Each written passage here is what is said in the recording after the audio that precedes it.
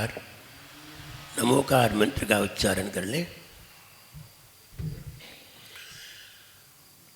ओम नमो अरिहंताणं।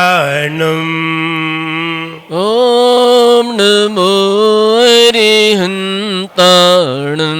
ओम नमो सिद्धाणं। ओम नमो सिद्धाणं। ओम नमो आयर्याणं। ओम नमो आयर्याणं। ओम नमो वच्छयाणं। ओम नमो वच्छयाणं। ओम नमो लोय सव्वसाहुनं। ओम नमो लोय सव्वसाहुनं। और एक खजाना श्री आदिनाथ भगवान की जय। एक खजाना श्री महावीर भगवान की जय। परम पूजाचार्य श्री कुंद कुंद भगवान की जय। परम पूजाचार्य गुरुवर श्री विराट सागर जी गुरुदेव की जय। आचार्य श्री विशुद्ध सागर जी मुनि महाराज की जय। अहिंसामयी जैन धर्म की जय। बोलिए परम पूज्य आचार्य श्री विनम्र सागर जी महाराज की जय। बोलिए आचार्य संघ की। वक्त बदलना जिसे यहाँ, वक्त बदलना जिसे यहाँ, वो कर ले प्रभु भक्ति यहाँ। वक्त बदलना जिसे यहाँ, वो कर ले प्रभु भक्ति यहाँ। जितनी होवे शक्ति यहाँ, और जितनी होवे शक्ति यहाँ, जितनी होवे शक्ति यहाँ, जितनी होवे शक्ति यहाँ। कर ले गुरुओं की सेवा, झट मिल जाएगी मेवा। कर ले गुरुओं की सेवा, झट मिल जाएगी मेवा। गुरु की सेवा से हो, गुरु की सेवा से सब कुछ मिल जाए। जीवन है पानी की बूंद, कब मिट जाए रे हो। जीवन है पानी की बूंद कब मिट जाए रे। होनी अनहोनी हो, होनी अनहोनी कब क्या घट जाए रे। जीवन है पानी की बूंद कब मिट जाए रे। हो जीवन है पानी की बूंद, कब मिट जाए रे। हर व्यक्ति चाहता है हम अपना समय बदल दें, हर व्यक्ति चाहता है हमारा समय बदले। अगर हमारे पास धनोपार्जन की व्यवस्था है, धन है, तो चाहता है और अधिक धन हो, और धन है तो ये चाहता है इससे भी कोई ऊंची चीज मुझे प्राप्त हो, वो ये चाहता है। ऐसा नहीं है धन मकान संपन्नता है तो व्यक्ति संतुष्ट है, नहीं नहीं, संतुष्ट नहीं है। संतुष्ट हो जाना मूर्खता है। व्यक्ति को कभी भी संतुष्ट नहीं होना चाहिए, कभी भी नहीं होना चाहिए। बोले ये क्या कह रहे हैं महाराज, आप तो कहते हैं संतोष धारण करो और अभी कह रहे हैं संतुष्ट नहीं होना चाहिए। किसी विषय में संतुष्ट होना चाहिए, लेकिन किसी विषय में संतुष्ट नहीं होना चाहिए। जब धन कमाने की बात आए, धनोपार्जन की बात आए, अथवा परिवार बढ़ाने की बात आए, अथवा मकान बनाने की बात आए, तो कहते हैं संतोष धारण करना चाहिए, जितना है उसी में संतोष धारण करना चाहिए। लेकिन जब भगवान की पूजन की बात आ जाए, नियम की बात आ जाए, संयम की बात आ जाए, तो संतुष्ट नहीं होना चाहिए। और ज्यादा हो, और ज्यादा भगवान की आराधना करे, और ज्यादा भगवान का गुणगान करे, और ज्यादा स्वाध्याय करे, और ज्यादा गुरुओं की सेवा करे, तब संतुष्ट होने की जरूरत नहीं है। और अगर धर्म में संतुष्ट हो गए तो फिर तुम्हारे अंदर ज्ञान की कमी है। और अगर संसार में संतुष्ट नहीं हुए तो भी ज्ञान की कमी है। इसलिए संसार के कार्यों में संतुष्ट हो जाना चाहिए। हम बहुत बड़ा मकान बना ले तो होना क्या है, रहेंगे तो हम छोटी सी ही जगह में, छोटी सी जगह में ही आदमी सो जाता है। तो संतुष्ट होना चाहिए। और अगर आपने 2 प्रतिमा ले ली हैं, व्रती बन गए हैं, व्रती बन गए हैं, भगवान की पूजन करते हैं, आधा घंटा भगवान का अभिषेक पूजन करते हैं, संतुष्ट मत होइए, स्वाध्याय और करिए। 1 घंटा स्वाध्याय करते हैं, और ज्यादा करिए, और ज्यादा करिए। स्वाध्याय जितना ज्यादा करोगे बहुत कुछ प्राप्त होगा। कहते हैं ना, धन से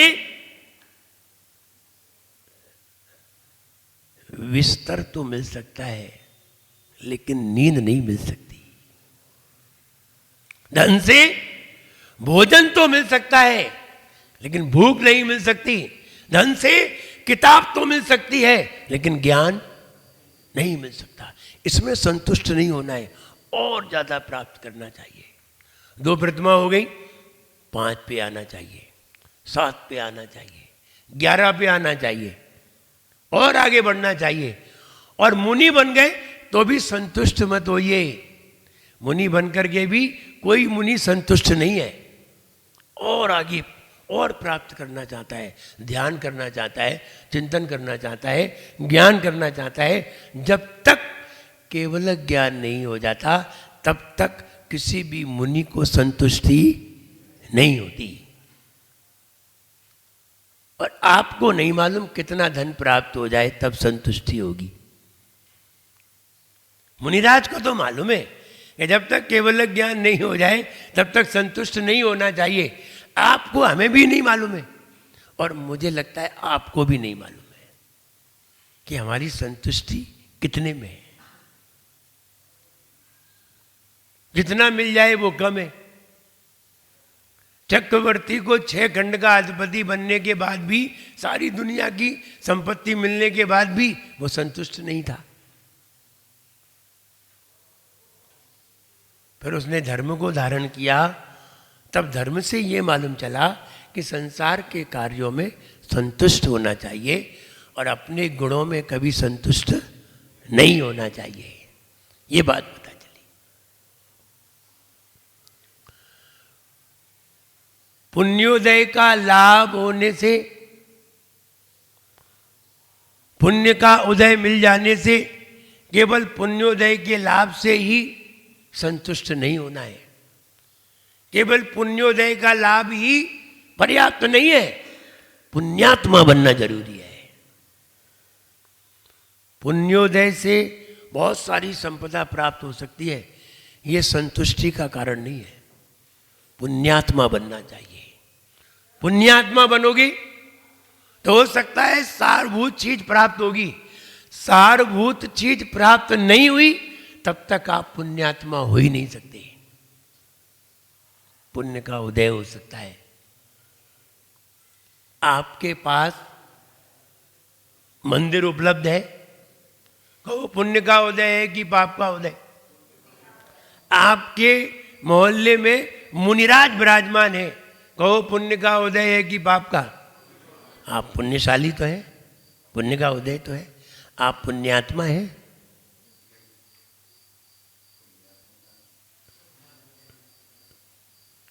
पुण्यात्मा होने में लाभ है, पुण्यशाली होने में कोई लाभ नहीं है।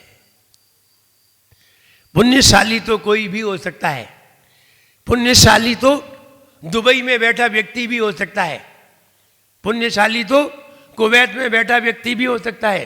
पुण्यशाली तो अमेरिका में बैठा हुआ व्यक्ति भी हो सकता है। लेकिन क्या पुण्यात्मा है? नहीं, पुण्यात्मा नहीं है। हम पुण्यात्मा कब होते हैं और पुण्यशाली कब होते हैं? जब हमें सब कुछ प्राप्त हो तो हम पुण्यशाली हैं, हमारा पुण्य का उदय तो है। अब आप बताइए, आपका अभी पुण्य का उदय है कि नहीं है? कैसे मालूम कर रहे हो कि पुण्य का उदय?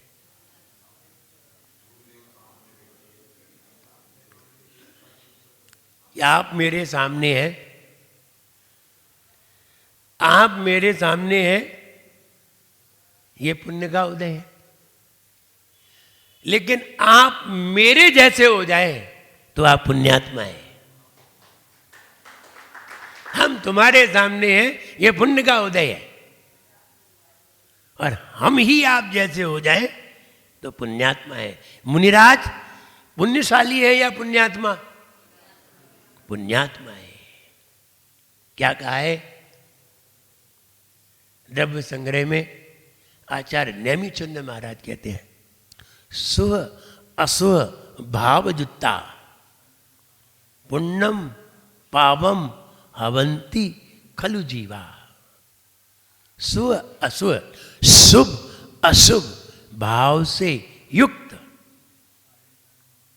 सुह असुह भावजुत्ता पुण्यम पावम, ऐसा व्यक्ति ही पुण्यात्मा और पापात्मा होता है। पुण्यम पापम हवंती खलु जीवा, निश्चय से यही जीव पुण्यात्मा है और यही जीव पापात्मा है, सो अशुभ भाव से युक्त। आप बताइए, आप यहां बैठे हुए हैं, शुभ भाव से युक्त है या अशुभ भाव से? शुभ भाव से, शुभ भाव से युक्त है। लेकिन आप अशुभ भाव से तो युक्त हैं, शुभ भाव में लगे हुए हैं। आप अशुभ भाव से युक्त हैं और शुभ भाव में लगे हुए हैं। ये नहीं कहिए शुभ भाव से युक्त है, शुभ भाव में लगे हुए हैं, युक्त नहीं है। हम शुभ भाव से युक्त हैं और शुभ भाव में ही लगे हुए हैं। हम कैसे माने कि आप अशुभ भाव से युक्त हैं? आपको घर गृहस्थी के विचार अभी दिमाग में भरे हुए हैं, पाप के कार्य आपके दिमाग में हैं, वे आप उससे आप संकल्पित हैं। और यहां बैठने से आप संकल्पित नहीं है, यहां तो बैठे हुए हैं और संकल्पित किसमें? घर जाना है, दुकान जाना है, व्यापार करना है, इससे संकल्पित है कि वो तो करना ही है। हम महाराज के पास आए या ना आए, मुनिराज के पास आए या ना आए, वो तो करना ही है। तो संकल्पित क्या है? तो अशुभ भाव से युक्त है और शुभ की जगह पर बैठे हुए हैं, युक्त नहीं है। युक्त कब होते? जब हम त्याग कर देते, अशुभ भावों का त्याग कर देंगे तो हम शुभ भावों से युक्त हो जाएंगे। तो मंदिर आते हैं, मंदिर में भी शुभ भाव से युक्त नहीं है, शुभ भाव में संलग्न है। और युक्त किससे है? अशुभ से। युक्त का विचार निरंतर चलता है और जिससे संलग्न है वहीं तक है जब तक मुनिराज है, इसके बाद समाप्त। इसलिए सार पाना चाहिए। ध्यान रहे, सार कभी दिखाई नहीं देता। कितनी बढ़िया बात है। असार दिखाई देता है, असार हमें आंखों से दिखता है, सार कभी दिखाई नहीं देता। शुद्ध वस्तु कभी दिखाई नहीं देती, अशुद्ध वस्तु दिखाई देती है। तत्व दिखाई नहीं देता, पदार्थ दिखाई देता है, द्रव्य दिखाई देता है, तत्व दिखाई नहीं देता। गाय के थन से दूध निकलता है, घी दिखता है?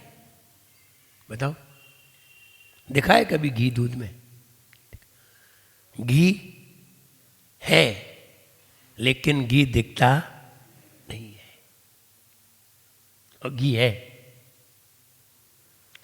आप साउथ अफ्रीका जाइए, साउथ अफ्रीका में शाइनिंग वाली मिट्टी है जिसमें गोल्ड रहता है, शाइनिंग वाली, बड़ी बड़ी है। ऐसा नहीं है कि नहीं है, बहुत सारी भरी पड़ी है, पहाड़ों में भी पड़ी है शाइनिंग वाली मिट्टी, और गोल्ड उसी में से निकलता है। लेकिन क्या उसमें तुम्हें सोना दिखाई दे रहा है? नहीं दे रहा है। चमकती हुई मिट्टी दिखाई दे रही है बस। सोना मिट्टी में ही है, लेकिन सोना जब तुम देखोगे तो मिट्टी में सोना दिखाई नहीं देगा, लेकिन सोना उसी में है। चांदी भी मिट्टी में है, पीतल भी मिट्टी में है, सब मिट्टी में मिलकर के आती है। मतलब ये है जो भी हमें दिखाई देता है वो सब आसार है, पदार्थ है, तत्व उसी में है, तत्व उसी में है। संतरे का एसेंस कहाँ है? संतरे में।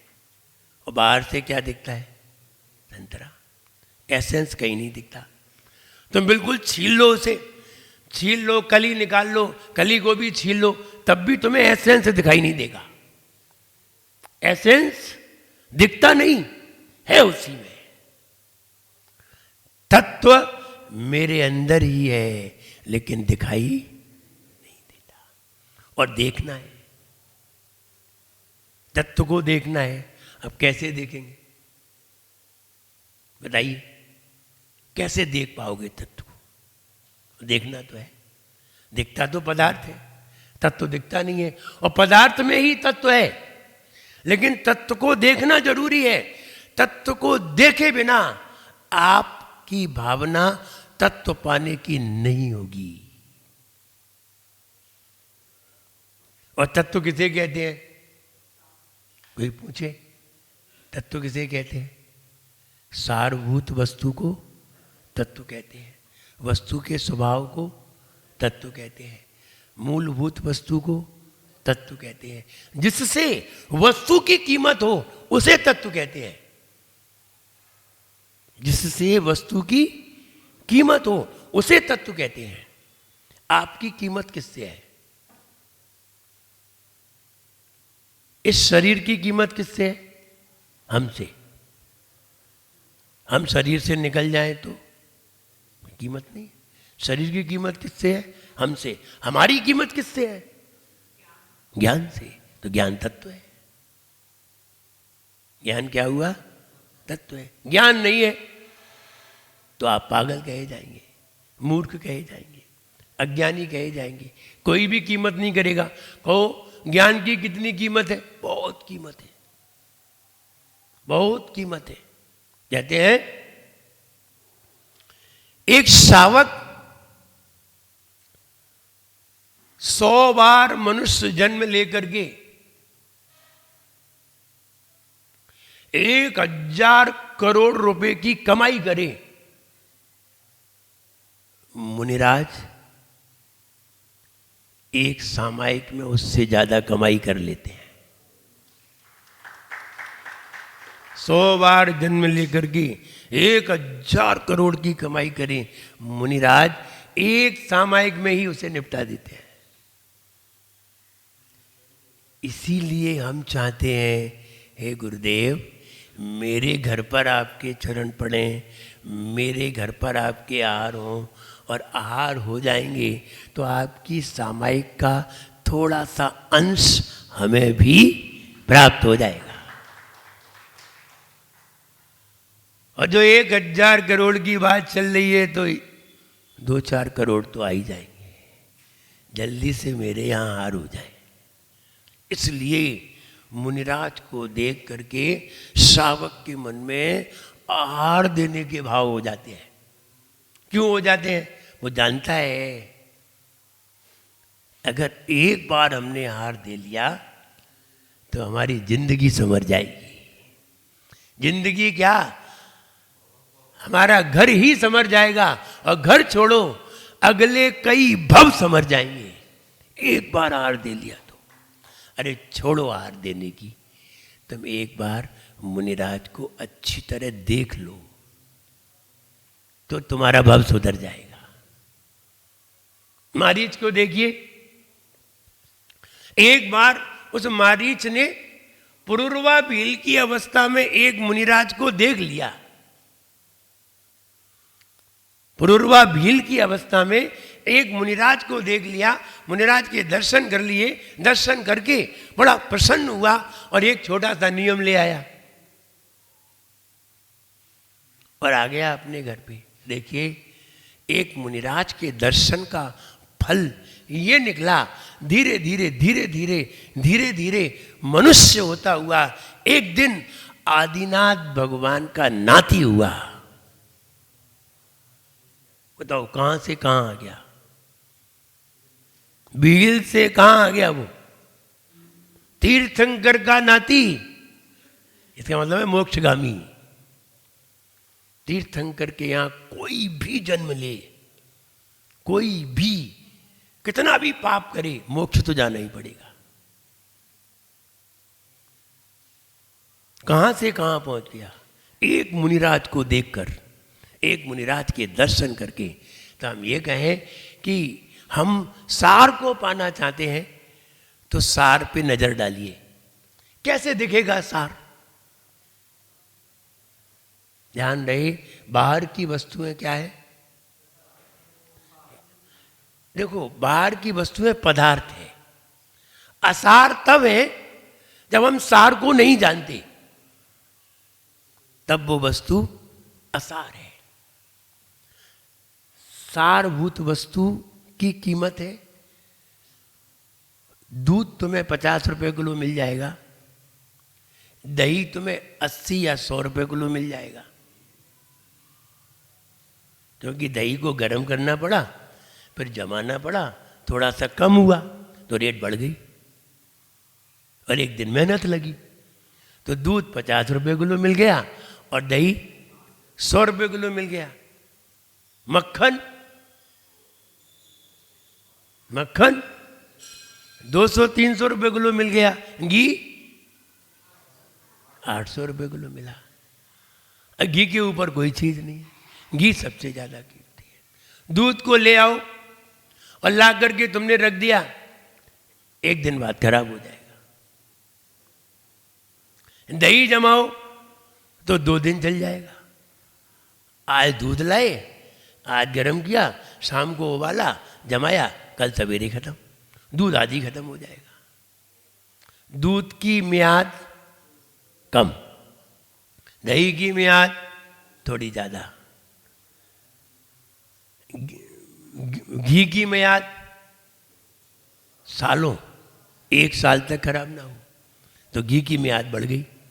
ऐसे ही पदार्थ की मियाद कम है, तत्व की मियाद सबसे ज्यादा है। हमें मनुष्य पर्याय मिली उम्र 100 साल, देवगति मिली उम्र 10,000 साल, 1 सागर साल, और अगर सिद्ध भगवान बने तो वहां तत्व है, कोई पदार्थ नहीं है, तत्व ही तत्व है। उम्र कितनी है? तेरे आजाद बंदे को न ये दुनिया न वो दुनिया, यहां जीने की पाबंदी, वहां मरने की पाबंदी, वहां मरते ही नहीं है। शुद्ध पदार्थ तत्व कभी सीधा आता है? नहीं आता। घी कभी आया भैंस के थन से? नहीं आया। सोना कभी मिट्टी से सीधा निकला? नहीं निकला। क्या सिद्ध भगवान ने यहां आके जन्म लिया? नहीं लिया। यहां अशुद्ध पदार्थ ही आएगा। अशुद्ध का नाम ही संसार है और शुद्ध का नाम ही मोक्ष है। जब हम अशुद्ध होते हैं तब संसार में होते हैं, और संसार में अशुद्ध वस्तु ही आती है, शुद्ध की जाती है। शुद्ध कोई वस्तु होती नहीं है, कोई वस्तु शुद्ध नहीं होती। पानी भी अशुद्ध है। कौन सी चीज शुद्ध में आपको शुद्ध मिली है? कोई चीज शुद्ध नहीं मिली है। शुद्ध बनानी पड़ती है, अशुद्ध मिलती है। प्रोसेस तुम्हें आना चाहिए। आपको मिट्टी में सोना रखा हुआ है, मिला हुआ है, और आपको दे दी जाए, आप क्या करेंगे? क्या करेंगे बताओ तो? ये करेंगे, संभाल के रखेंगे। गहने तो बन नहीं पाएंगे, संभाल के रखेंगे, रखे रहो संभाल के। बेचने जाओगे, बिकेगी नहीं। करोगे क्या? ये बताइए। ये करेंगे। आपको दूध मिल गया है और आपको घी की आवश्यकता है, घी निकालना है, आप क्या करेंगे? आप ये करेंगे, घी निकालने का प्रोसेस जानेंगे। सबसे पहले उसके पास जाएंगे जहां घी निकालने का तरीका बताया जाता है, वहां जाएंगे। वहां जाकर के पूछेंगे कैसे घी निकालते हैं। बोले पहले गरम करते हैं, फिर मक्खन निकालते हैं, फिर अग्नि में डालते हैं, फिर छाछ अलग करते हैं, उबालते हैं, फिर घी निकालते हैं, ऐसे निकालते हैं। पूरा प्रोसेस आप देखेंगे और देख करके फिर दूध ला करके आप घी निकाल सकते हैं। सोना आपको मिल गया, मिट्टी में मिला हुआ है, और इतनी सारी मिट्टी मिल गई, अब सोना कैसे निकालेंगे? पहले प्रोसेस जानेंगे। अगर आपने प्रोसेस जान लिया तो मिट्टी में से सोना निकाल लोगे, वरना मिट्टी में ही मिला रहेगा। अगर आपने घी निकालने का प्रोसेस जान लिया तो दूध में से घी भी निकाल लोगे। ऐसे ही अगर आपने इस मनुष्य पर्याय में इस आत्मा से परमात्मा का प्रोसेस आपने जान लिया तो आप एक दिन निकाल भी लेंगे। एक दिन उस आत्मा से ही परमात्मा बना भी लेंगे, उस मूल तत्व को निकाल भी लेंगे, जान भी लेंगे। उस जानने के लिए भी आपको वहीं आना पड़ेगा जहां ये प्रक्रिया होती है। कहाँ होती है? कहाँ जाओगे? मुनिराज के पास आ जाओगे, मुनिराज के पास आ जाओगे। ये बताइए, अगर आपको सोना निकालना सीखना है तो आप ऐसा विचार लाएंगे कि नहीं, भारत में निकालना बताएगा तो ही सीखेंगे, अमेरिका में बताएगा तो नहीं सीखेंगे। ऐसा मन में आता है? आएगा आपके मन में? नहीं आएगा। सोने निकालने की प्रक्रिया भारत में बताओगे तो उसी से सीखेंगे, अमेरिका नहीं जाएंगे। ऐसा मन में आएगा? कभी नहीं आएगा। और आएगा तो आप बिल्कुल दिमाग से पागल कहे जाएंगे। नहीं आएगा ये मन में, क्योंकि हमें तो क्या सीखना है? सोना निकालना सीखना है। ऐसे ही जहां रत्नत्रय दिखाई देगा, हम वहां से आत्म तत्व को जानने की कला सीखने जरूर आ जाएंगे। फिर ये नहीं देखेंगे ये भारत के हैं या अमेरिका के हैं। फिर तो ये देखेंगे कि रत्नत्रय होना चाहिए। बस हमें तो तत्व निकालना सीखना है। तत्व निकल आया, हमारी जिंदगी सफल हो जाएगी, हम माला माल हो जाएंगे। इसलिए सार को पाने का प्रयास करिए। सार निकलता नहीं है, सार निकला हुआ नहीं मिलता, सार निकाला जाता है। और वस्तु में से ही सार निकलता है, वस्तु में से ही सार निकलता है। इसलिए अपने अंदर से ही तत्व निकलेगा, अपने अंदर से ही सार निकलेगा। अगर सार न मिला तो ध्यान रहे, कल बताई थी, अगर तुमने सार नहीं मिला तो असार ही तुम्हें सार महसूस लगेगा। और असार को तुमने सार समझ लिया तो ये तो बहुत बड़ी भ्रांति हो गई, भूल हो गई। इसलिए सार को समझना है तो पहले उस कंपनी को तलाशिए जहां सार निकालने का प्रोसेस बताया जाता है। और वो कंपनी मिले, फिर ये नहीं सोचना चाहिए वो कंपनी इंडियन है या फिर विदेश की है, ये भूल जाना चाहिए। जब हमें जॉब करना होती है और हमें धन, बड़ा पैकेज की जरूरत होती है तो हम ये भूल जाते हैं ये कंपनी इंडियन है या अमेरिकन, हमें तो किससे मतलब है? जॉब से मतलब है। पर ये भूल जाते हैं। लेकिन ऐसे ही जब हमें तत्व की ज्ञान की आवश्यकता है, जब हमें सार चाहिए, जब हमें रत्नत्रय की चाह है, तो फिर हमें रत्नत्रय धारी को ढूंढना चाहिए। फिर ये नहीं सोचना चाहिए ये इंडियन है या फिर अमेरिका का व्यक्ति है या इंडिया का है, ये भूल जाना चाहिए। हम अगर यहाँ ऐसी बात लाते हैं तो ये वो है जो तत्व को नहीं समझना चाहते, ये सार को नहीं समझना चाहते, और इतनी इनमें बुद्धि नहीं है कि ये सार को समझ लें। इसलिए कहते हैं ना, virtuous seed virtue not person. सूक्ति समझिए, virtuous seed virtue not the person. गुणी गुण को देखता है, वर्चुअस सीड वर्चू। गुणी गुण को देखता है, नॉट द पर्सन, व्यक्ति को नहीं देखता। जो व्यक्ति देखता है उसे गुण दिखाई नहीं देते, और जो गुण देखता है उसे व्यक्ति दिखाई नहीं देता। Thirst want water, thirst want water not the well. प्यासा पानी देखता है, कुआं नहीं। नहीं नहीं नहीं नहीं, वो छत्रपति नगर का कुआं होगा तो ही पानी पिएंगे। और पड़े हो तुम भोपाल में तो क्या होगा? मरोगे, जियोगे नहीं।